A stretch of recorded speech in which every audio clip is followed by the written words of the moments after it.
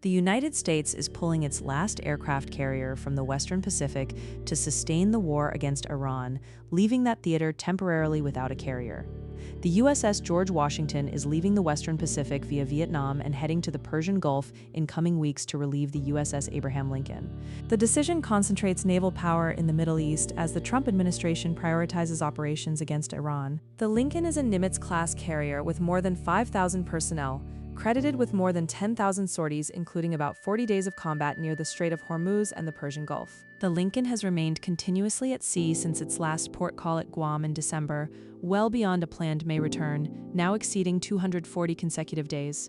The duration is described as a record, though published counts conflict, ranging from 200 to more than 260 days. Families allege plumbing failures, limited fresh food and water, supply shortages, exhaustion, and a mental health crisis, including attempts to go overboard.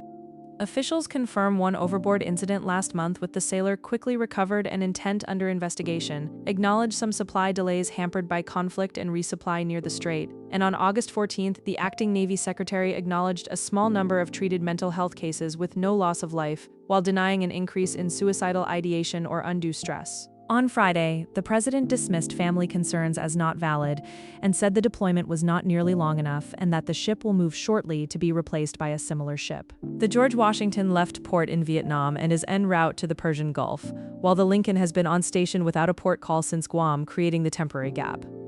With 11 carriers in the fleet and typically only 2 or 3 deployed at a time, the swap concentrates power in the Middle East at the cost of a visible gap in the Indo-Pacific.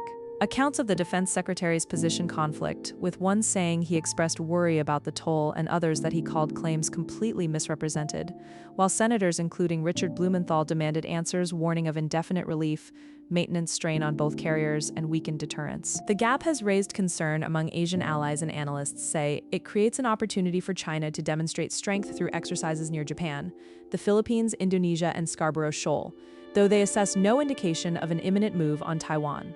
It remains unresolved when the George Washington will arrive, when the Lincoln will finally make a port call and return, and how crew fatigue and maintenance will be addressed for both carriers. Like and follow for more stories that matter.